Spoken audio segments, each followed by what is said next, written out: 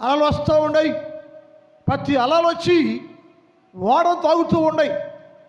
అలాంటి పరిస్థితుల్లో 40 రోజులు భయంకర వర్షము, గాలి, సుడిగాలి, ఒత్తిడి, ఇబ్బందుల మధ్యలో కొండపైన వాడుంది. వర్షం ఆగింది అంటే అలలు, గాలి, తుఫాను, బీభత్సము ఆగింది. వాడ కిందకు వచ్చింది. దిగు వచ్చినప్పుడు దేవుడు చెప్పాడు, అయ్యా ఓడలో ఉన్న నా కుమారుడు, నువ్వేం చేయాలంటే ఇప్పుడు దాకా ఓడ అలల మధ్యలో ఉంది, తాకిడి మధ్యలో ఉంది, గాలి మధ్యలో ఉంది, ఇబ్బందుల్లో ఉంది, శ్రమలో ఉంది, భయంకర పరిస్థితుల్లో వాడక్కడుందయ్యో. వాడు దిగొచ్చింది, వర్షం ఆగిపోయింది. ఈ బీభత్స పరిస్థితుల్లో నుంచి బయటకు వచ్చిన నీవు ఏం చేయాలంటే సంవత్సరంలో మొదటి రోజులో నా ప్రజలందరినీ, నీ బిడ్డలను దేవుని మందిరంలో సమకూర్చి ప్రార్థన చెయ్యి, బలిపెట్ట కట్టి స్తుతించు అని చెప్పాడు దేవుడు. అంటే ఎందుకని? అన్ని రోజులు 40 రోజులు కొండ మీద ఉంది తుఫాను తాకిడి, కొండ మీద ఉంది ఉరుములు తాకిడి, కొండ మీద ఉంది అలజడి తాకిడి, కొండ మీద ఉంది ఎన్నో ఇబ్బందులు, ఎన్నో శ్రమ, భయంకర పరిస్థితి మధ్యలో వాడుంది. మనం కూడా 2024 సంవత్సరంలో భయంకర పరిస్థితుల్లో ఉన్నాం. అలలు తాగుతూ ఉన్నాం, తుఫాను తాగుతూ ఉన్నాం, జబ్బులు తాగుతూ ఉన్నాం. అనేక ఇబ్బందులు ఉంటే ఆ ఇబ్బందుల కన్నా ఆ పర్వతం మీద నుంచి, ఆ రోజులో నుంచి, ఆ సంవత్సరంలో నుంచి దేవుడు నిన్ను కిందకు తెచ్చి బయటికి తీసుకొచ్చాడు. ఏం చేయంటే తలుపులు తీయగానే నోవా చెప్పాడు, నీ ప్రజలందరినీ మొదటి సంవత్సరానికి మొదటి దినమున దేవుని సన్నిధిలో సమకూర్చయ్యా అని చెప్పాడు. పాత సంవత్సరం మనకి 24 సంవత్సరంలో శ్రమ వచ్చింది, కష్టం వచ్చింది, తుఫాన్లు, అలజడులు, శోధనలు, ఇబ్బందులు ఎదుర్కొన్నాం. మనం ఎన్నో మరణపై పరిస్థితులు ఎదుర్కొన్నాం. అందులో నుంచి దేవుడు తప్పించి కొత్త సంవత్సరానికి మొదటి దినమును నీకిస్తే ఇంట్లో కూర్చుంటే ఎలాగా? ఉద్యోగం చేస్తే ఎలాగా? పని చేస్తే ఎలాగా? కుదరదు. నా దేవుడు కాపాడింది ఉద్యోగం చేసుకోవడం కాదు, పనికి వెళ్ళమని కాదు. ఈరోజు దేవుని సన్నిధిలో గడపాలి. నువ్వు దిద్దుబాటు కోసం గడపాలి, దేవునితో ఉండాలి. నువ్వు అది వాక్యం. నిస్తారసరి చేస్తే దేవుడు కదా కాదు, దేవుడే చెప్తాడు. నోవా నువ్వు ఏం చేయాలంటే ఓడ దిగిందయ్యో, ఓడ దిగింది. ఇప్పుడు దాకా ఓడలో ప్రజలు, ఈ ఓడ అంతా బీభత్సంగా ఉంది. ఆ బీభత్సాన్ని ఆపేశాను నేను.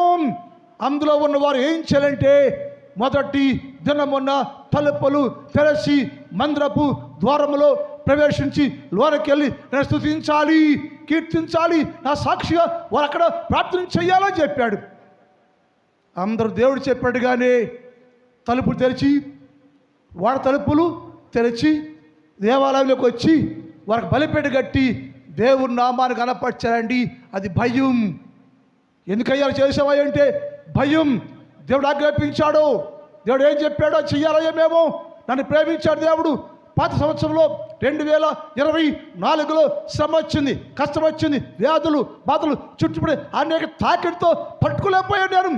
అయినా దేవుడిని ప్రేమించి కొత్త సంవత్సరం ఇచ్చాడయ్యా. ఈరోజు ఏం చేయాలంటే తలుపులు తెరుచుకొని దేవుని మందిరంలోకి వచ్చి కొత్త సంవత్సరానికి మొదటి నెలలో మొదటి రోజు నువ్వేం చేయాలంటే యేసు ప్రభువుతో గడపాలి. నువ్వు ఉద్యోగంలో కాదు, పనుల్లో కాదు, సొంత కార్యక్రమాల్లో కాదు, అన్ని స్వస్తి పెట్టాలి. నా దేవుడు ఇస్తాడుగా ఉద్యోగం చేసేది, నువ్వు నా దేవుడు దీవిస్తాడుగా నువ్వు బయట తిరిగేది, నా దేవుడు ఆశు ఆరోగ్యము ఇస్తాడుగా పనిచేసేది, అన్ని వదిలేసుకోవాలి. యేసయ్య కావాలి.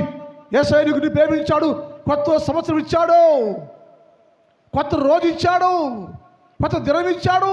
ఈ దినంలో ప్రారంభ దినంలో వేయించంటే నీ తనువు, మనస్సు, ఆత్మ ప్రభుత్వం పెట్టు. ఇక్కడ పెట్టి దేవా కొత్త సంవత్సరం నాకు ఇచ్చావయ్యా, కొత్త దీవెన, కొత్త రోజు, కొత్త ఆశీర్వాదం నాకు ఇచ్చావు ప్రభు. నీతోనే ఉంటా ఈ సంవత్సర కాలంలో నాతో రా ప్రభు, బలపరచాలి. నా దేవునితో మాట్లాడే సమయం ఇది. ఇష్టానుసారం ఉండే సమయం కాదు.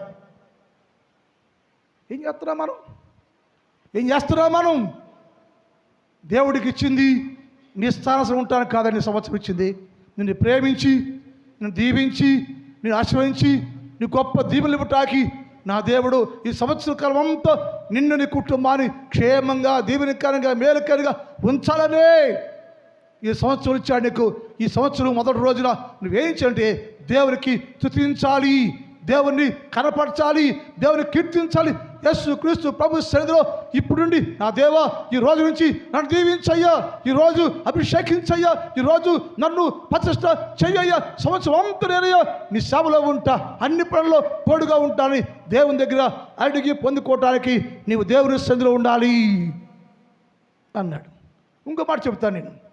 బబులోను దేశంలో ఇశ్రాయేలు ఉన్నారు. బబులోను దేశంలో 70 సంవత్సరాల వాళ్ళు శ్రమ అనుభవించారు, ఇబ్బందులు పడ్డారు, బాధలు అనుభవించారు. ఎన్ని ఇబ్బందులు అంటే ఎవరు స్వస్థత చేయలేని వ్యాధి, ఎవరు ఆర్థికంగా ఆహారము పెట్టలేని పరిస్థితి, ఎంతో ఇబ్బందుల్లో, శ్రమలో, కొలువులో ప్రతిరోజు బబులోను దేశంలో వారు నలిగిపోయారు. దేవుడు చెప్పాడు, మోషే ఈ ప్రజలందరినీ విడిపిస్తున్నాను నేను అని చెప్పాడు. దేవుని ప్రజలందరినీ బబులోనులో నుంచి బయటికి తెచ్చాడు. అంటే బబులోను దేశములో నుంచి బయటికి తెచ్చాడు. అంటే ఆ సంవత్సరంలో ఆ దేశంలో ఉన్న ప్రతి సమస్యల్లో నుంచి, కష్టాల్లో నుంచి, వ్యాధుల్లో నుంచి, బాధల్లో నుంచి బయటికి తెచ్చాడు. ఎడకంటే బబులోనులో నుంచి వారు బబులోనులో నుంచి బయలుదేరి యెరూషలేముకు వచ్చిరి అని రాయండి బైబిల్లో. బబులోనులో నుంచి బబులోనులో బయలుదేరి యెరూషలేముకు వచ్చారయ్యో. ఎక్కడ బబులోను అంటే గలిబిలి, గందరగోళం, శ్రమ, వేదన, బాధ, కష్టము, అనేక ఇబ్బందుల్లో నుంచి దేవుడు అందులో విడిపించి, ఆ సంవత్సరంలో ఉన్న ప్రతి ఇబ్బందుల నుంచి నిన్ను విడిపించి యెరూషలేముకు తెచ్చాడయ్యా. యెరూషలేము అంటే సమాధానం, శాంతి, దేవుడి స్థలము. నిన్ను ఎక్కడ తెచ్చంటే శ్రమల కొలిమిలో నుంచి, ఇబ్బందుల కొలిమిలో నుంచి, గందరగోళములో నుంచి, నీ స్థితిలో, నీ జీవితంలో నెమ్మదే, శాంతే, సమాధానమే లేకుండా 2024వ సంవత్సరం గలిపిలి గందరగోళం కూడా నీ జీవితంలో నుంచి, అందులో నుంచి, ఆ సంవత్సరంలో నుంచి కొత్త సంవత్సరం అని యెరూషలేములోకి నేను తెస్తే సమాధానంకి, శాంతానికి, నెమ్మదికి తెచ్చాడు. అప్పుడు అన్నాడు దేవుడు, అబ్బాయి మీరు బబులోనులో నుంచి బయటికి వచ్చారు కాబట్టి మీరు ఏం చేయాలంటే యెరూషలేములో మొదటి దినమున దేవుని ద్వారము తెరిచి యెరూషలేములో మీరు ప్రార్థన చెయ్యాలి అని చెప్పాడు. అయ్యా ఇన్ని సంవత్సరాలు మీరు ఆ దేశంలో శ్రమ అనుభవించారు, కష్టాలు పడ్డారు, నిద్ర లేదు, పనులు లేవు, ఆహారం లేదు, ఎంతో బాధపడ్డారు. ఆడకి వెళ్ళి రెస్ట్ తీసుకోండి రా బాబా అని చెప్పలా. రెస్ట్ ఇన్ని సంవత్సరం 70 ఏళ్ళు మీరు శ్రమలు కొలువులు కాలిపోయారయ్యో, బలహీనమైపోయారయ్యో, నిద్ర లేదయ్యా, ఆహారం లేదయ్యా, బక్కచిక్కిపోయారయ్యా.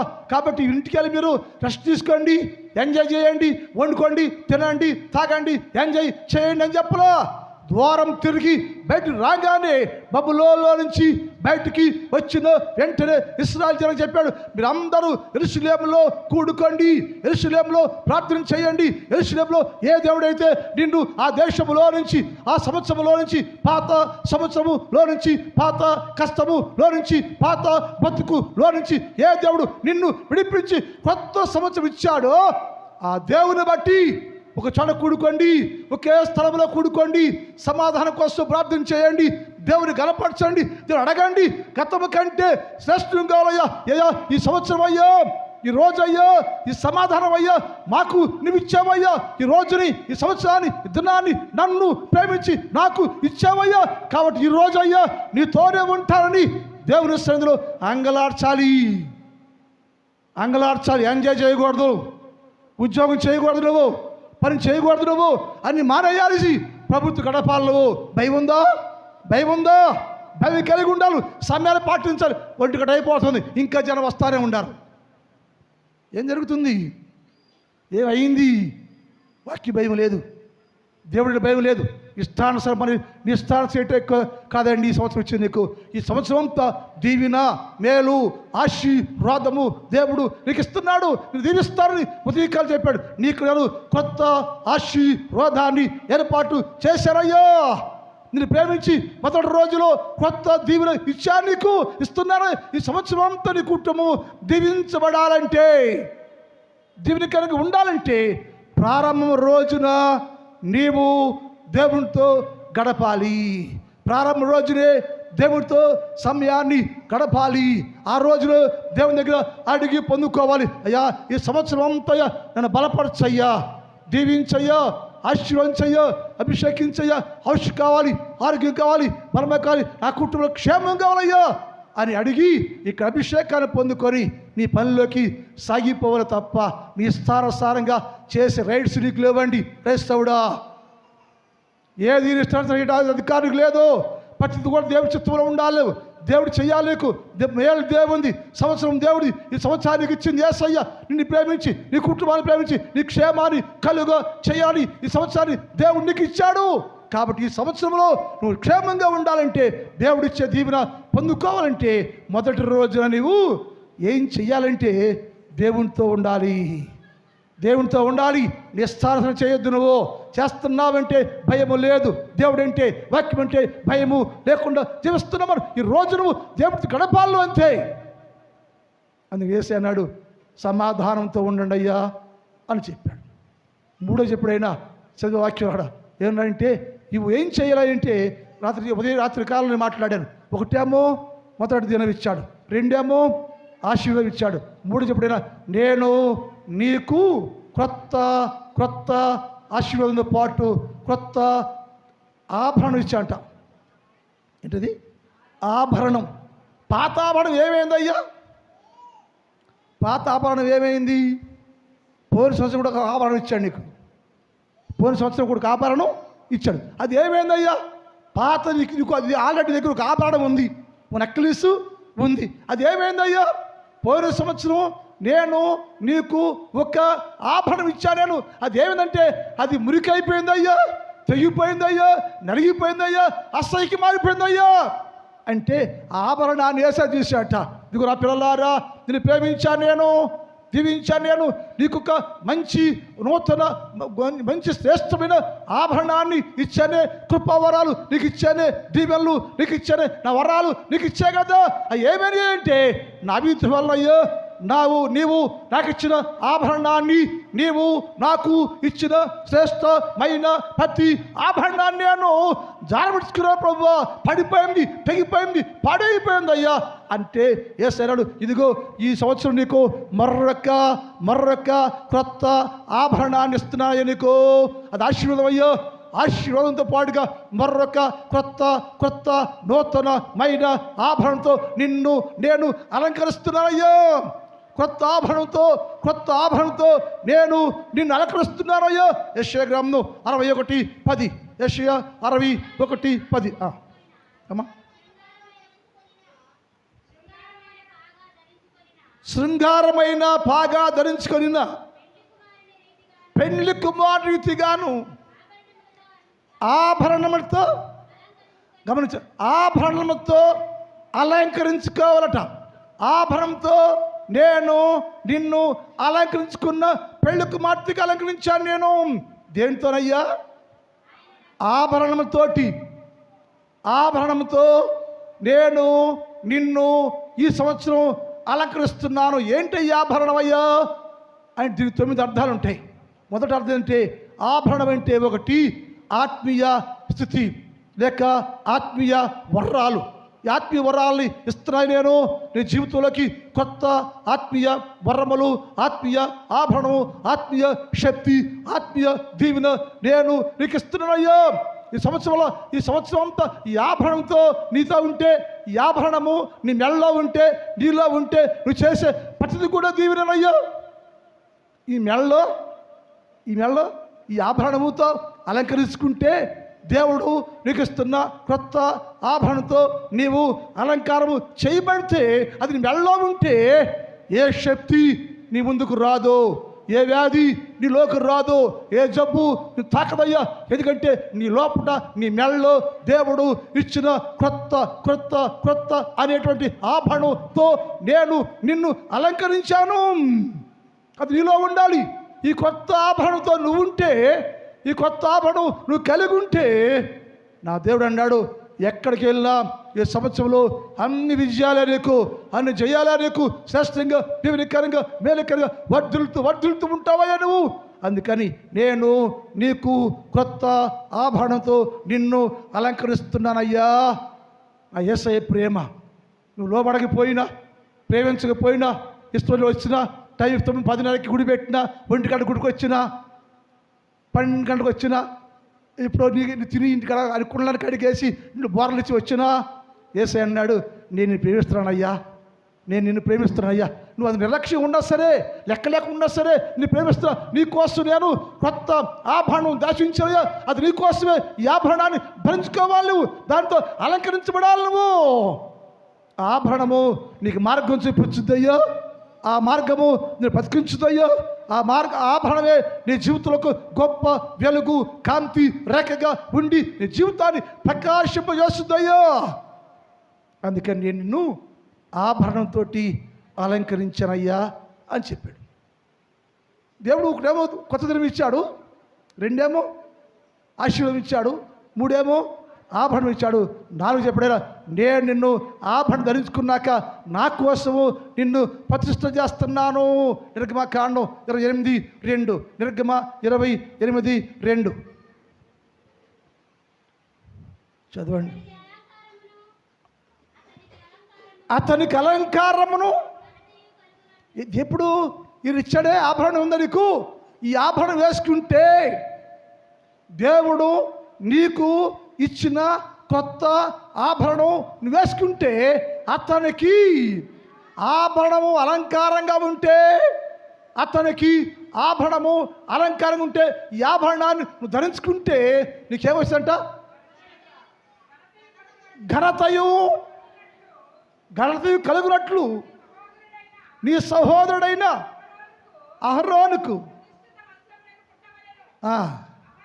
అహరోను యాజకుడు అగునట్లు నీవు అతన్ని ప్రతిష్ఠించయ్యా. ఈ ఆభరణం వేసుకున్నవాడు ఏం చేయంటే, అహరోను నా సన్నిధిలో పరిచర్య చేయటానికి, నా కుమారుడిగా ఉండటానికి నీవు అలంకరించబడి ఆభరణంతో అలంకరించబడిన వారిని ఏం చేయాలంటే, దేవుని సన్నిధిలో ప్రతిష్ఠ చెయ్యాలి.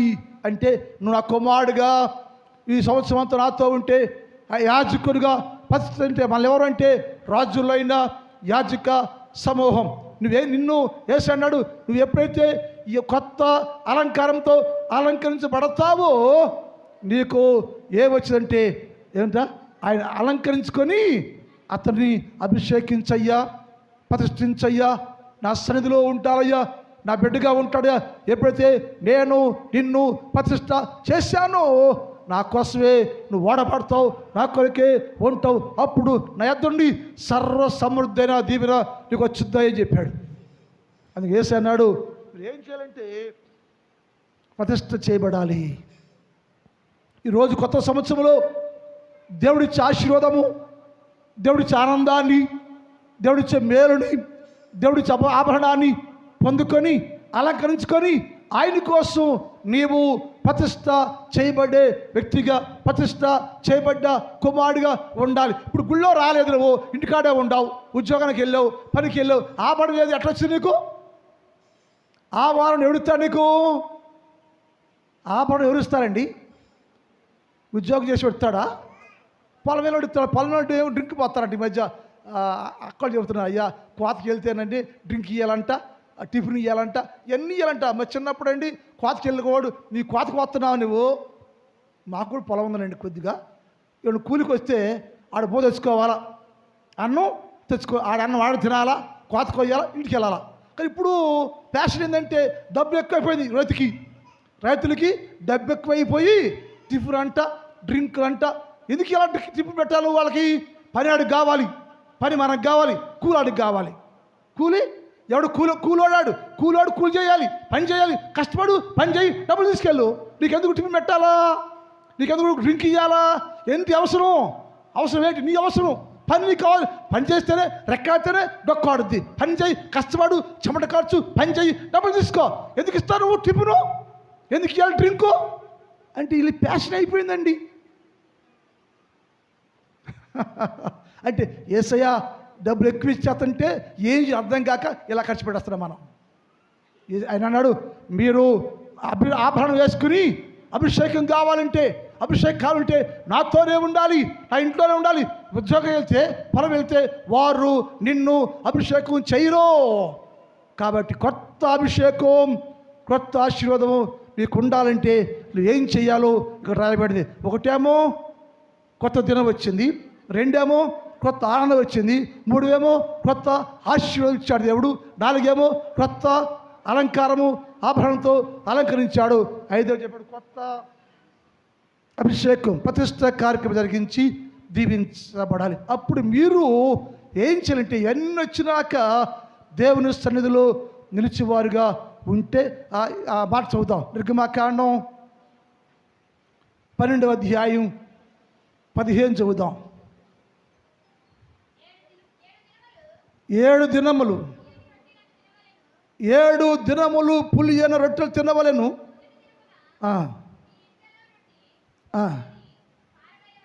మీ అమ్మా నిదానం చదువు, మళ్ళీ చదువు. తినవలెను. మొదటి దినమున సంవత్సరానికి మొదటి దినమున మీ ఇళ్లలో నుంచి పొంగనిది పారవేయవలెను. ఎప్పుడు? సంవత్సరానికి మొదటి నెల, సంవత్సరానికి మొదటి రోజులో నువ్వేం చేయాలంటే, నీ ఇంటిలో ఉందే పులిసిపోయింది, పాతది ఇంకా ఉండుంటే దానిని తీసి పారేయాలి. ఎందుకయ్యా తీసేయాలంటే, నేను ఇచ్చే ఆశీర్వాదం, ఇచ్చే అభిషేకం నువ్వు పొందాలంటే ఏం చేయాలంటే, నీలో నిలిచి ఉన్న అభిషేకం కాటుకు రాసే ఆ పాతది పులిసింది పాతది, దానిని తీసి బయట వేయాలి. వేయకుండా ఇలాగే కొనసాగుంటే నేను ఇచ్చే ఆశీర్వాదము నీకు రాదయ్యా, ఇచ్చే అభిషేకం నీకు రాదయ్యా.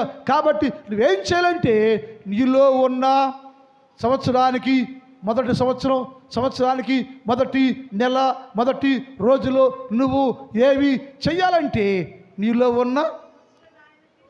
ఉన్న పొంగిన దానిని తీసేయాలి. అది అది పాడు చేస్తుంది, జీవితాలు పాడు చేస్తుంది, కుటుంబాన్ని పాడు చేస్తుంది.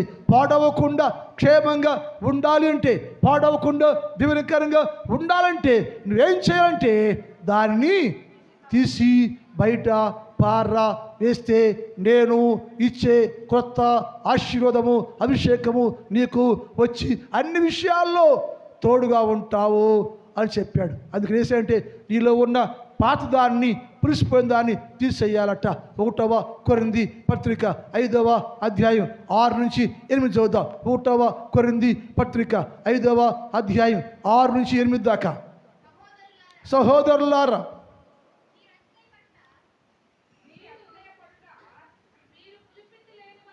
మీరు పులిపిండి లేని వారు కనుక కొత్త ముద్ద అవటానికై ఆ పాతది అనబడే పులిపిండిని తీసివేయడం ఏంటయ్యా? మీరు పులిపిండి లేని వారు కదా, మరి ఎడకొచ్చామంటే పులిపిండి లేని కొత్త సంవత్సరం వచ్చా మనం. నువ్వు పులిపిండి లేని వాడైతే నీలో ఉన్న పులిపిండి అనగా పాతది తీసి బయట పారవేయాలయ్యా.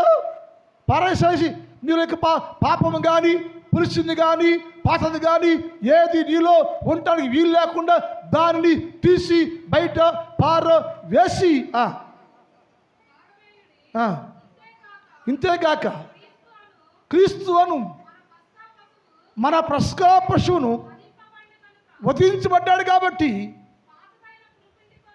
పాతదైన పులిపిండితోనైనను, గమనించాలి, పాతదైన పులిపిండితోనైనను, దుర్మార్గతోనైనను, దుష్టత్వమును దుష్టత్వమనే పులిపిండితోనైనను కాకుండా ఏంటన్నా నిష్కాపట్యమును సత్యమును అనుసరించు పులియని రొట్టెతో నువ్వు పండుగ చేయాలయ్యా.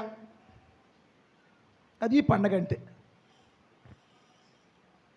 ఈరోజు పులి పండుగ చదువుకోకుండా పాతది అలాగే పెట్టుకుని రోతది అలాగే పెట్టుకుని పురుషుది నీలోనే బుర్రబుర్రలాడుతూ ఉంటే అది పెట్టుకుని పండగ చేస్తే, పండగకు వస్తే, పండగలో ఉంటే నీకు ఆశీర్వాదం రాదండి.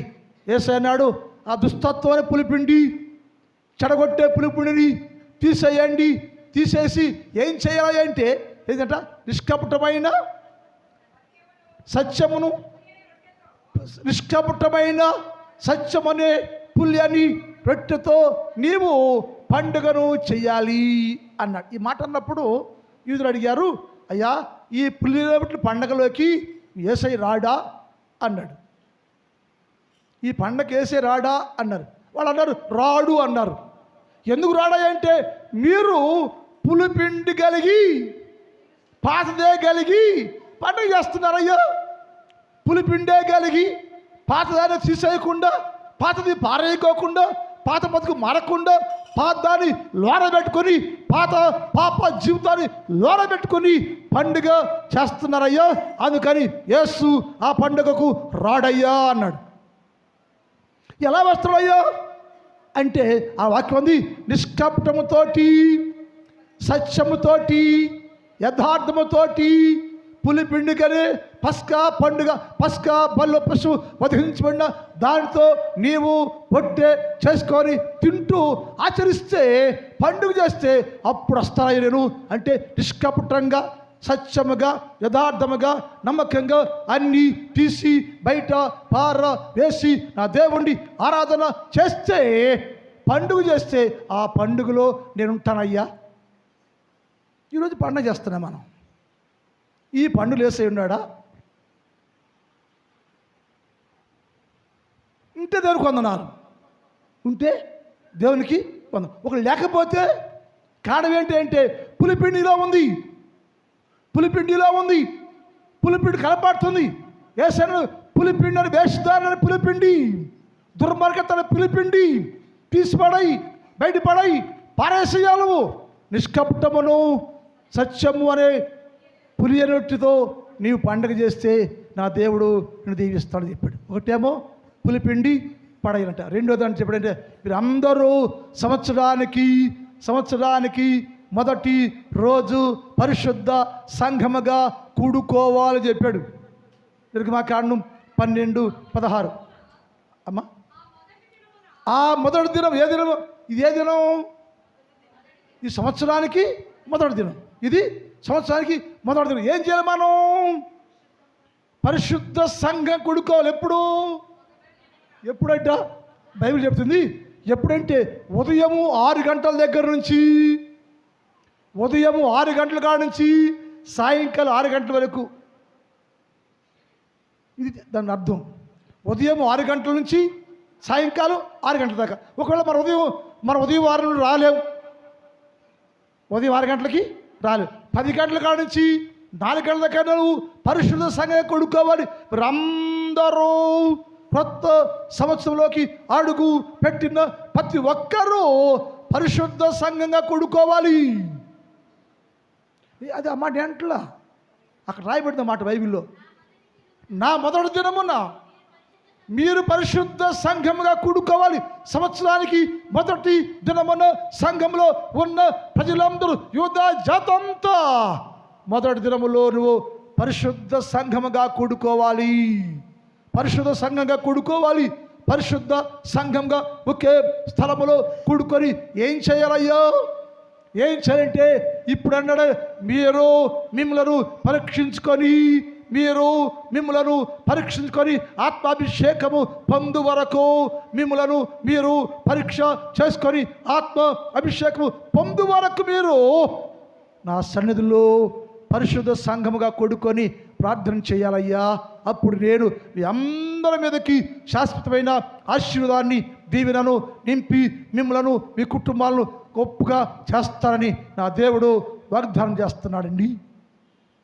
ఈ దీవెన నీకు కావాలంటే, ఈ మేలు కావాలంటే, ఈ ఆశీర్వాదం పొందుకోవాలంటే మీరందరూ ఏం చేయాలంటే పరిశుద్ధ సంఘముగా పరిశుద్ధుల్లా కూడుకోవాలి. పరిశుద్ధ సంఘం పరిశుద్ధమైతే అందులో కూడుకునే వారందరూ పరిశుద్ధులే. పరిశుద్ధంగా కూడుకొని పరిశుద్ధమైన దేవుని నామాన్ని సంవత్సరానికి మొదటి నెల మొదటి దినములో దేవుని సన్నిధిలో పరిశుద్ధ సంఘంగా కూడుకొని పరిశుద్ధమైన దేవుడికి ప్రార్థన చేస్తే ఆ దేవుడు మార్చజాలని ప్రతి ఆశీర్వాదాన్ని నీకు ఇచ్చి ఈ సంవత్సరం అంతా నిన్ను అనేక దీవెనలతో నింపి దీవించునుగాక, బలపరచునుగాక, నీ కుటుంబాన్ని దీవించునుగాక. ఆ మేలు జరగాలంటే నువ్వేం చేయాలంటే పరిశుద్ధ సంఘముగా కూడుకొనవలెను. ప్రార్థన మోకరించండి. మీరు తినొచ్చారు, మీరు తినలా.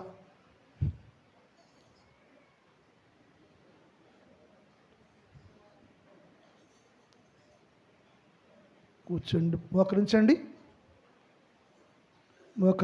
ప్రార్థన చేసుకుందాం. ఒక్క నిమిషం ప్రార్థన చేద్దామండి.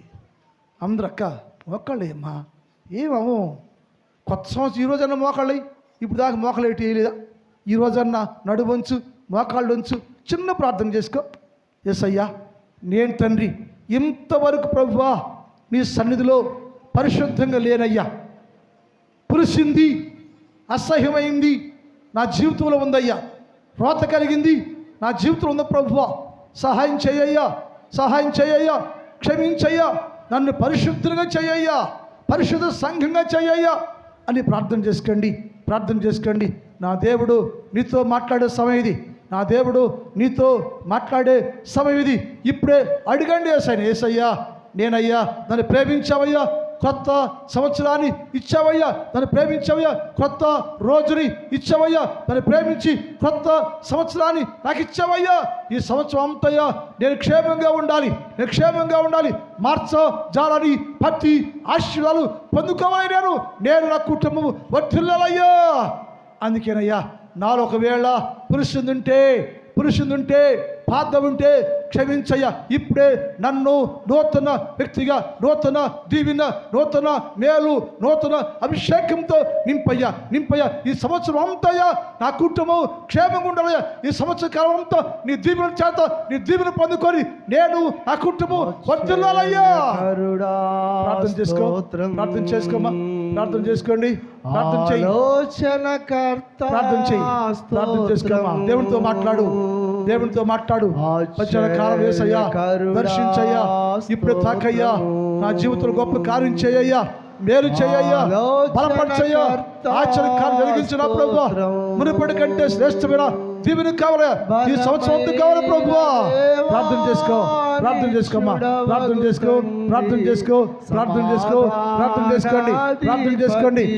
చేసుకోండి. దేవుని అడగండి, దేవుని సన్మోకరించండి, ప్రభుని అడగండి. దేవానిచ్చుడవగు తండ్రి, సమాధానాధిపతి స్తోత్రం. హల్లెలూయా, హల్లెలూయా, హల్లెలూయా. స్తుతులపై ఆసీనుడ స్తోత్రం. సంపూర్ణుడా నీకు స్తోత్రం. ప్రార్థన చేసుకోండి, స్తుతులపై అందరూ ప్రార్థనలో ఉండండి. ఆసీనుడ స్తోత్రం. సంపూర్ణుడా నీకు స్తోత్రం. మా ప్రార్థనలను ఆలించువాడా, మా ప్రధాన యాజకుడా స్తోత్రం. మా ప్రార్థనలను ఆలించువాడా, మా ప్రధాన యాజకుడా స్తోత్రం. హల్లెలూయా, హల్లెలూయా, లేలుయా మా గరుడమైన తండ్రి, నీ పాదములకు స్తోత్రాలు. దేవా, నువ్వు గొప్ప దేవుడవయ్యో, ప్రేమగల దేవుడవయ్యో, మనందరినీ ప్రేమించావయ్యో. కొత్త సంవత్సరాన్ని మాకు ఇచ్చావు తండ్రి. కొత్త సంవత్సరంలో మొదటి రోజులో ప్రభు నీ సన్నిధిలో మేమయ్యో పరిశుద్ధ సంఘముగా కూడుకున్నాం ప్రభు, ప్రార్థన చేశాం ప్రభు, పాటలు పాడాం ప్రభు, వాకి విన్నాం ప్రభు. వాళ్ళందరినీ పరిశుద్ధ జనముగా చేయండి ప్రభు. నా సంఘాన్ని పరిశుద్ధ సంఘంగా చేయండి అయ్యో. ఇది వదులుకొని ఈ సంవత్సర కాలం అంతయ్యో ప్రతి కుటుంబాన్ని మీరు దీవించండి, ప్రతి కుటుంబాన్ని ఆశీర్వదించండి.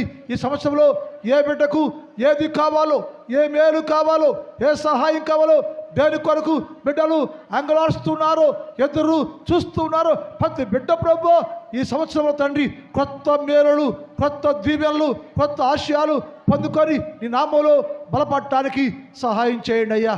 నా సంఘములో ఉన్న ప్రతి బిడ్డను దీవించి ఈ సంవత్సరం అంతా ఆత్మాభిషేకంతో నింపి బలపరచండి. మధ్యాహ్న కాలంలో ఈ స్థలములో మోకరించిన ప్రతి బిడ్డను మీరు దీవించండి. యవనస్తులు, చిన్నవారు, పెద్దవారు, వృద్ధులు, స్త్రీలు, పురుషులు అనేక మంది ఈ స్థలములో ఉన్నారు తండ్రి. పరిశుద్ధ సంఘముగా కూడుకున్నారు మా ప్రభు.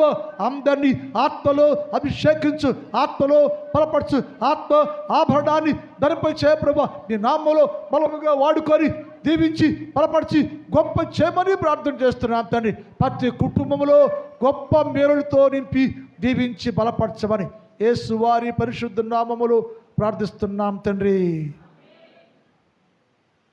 కూర్చోండి.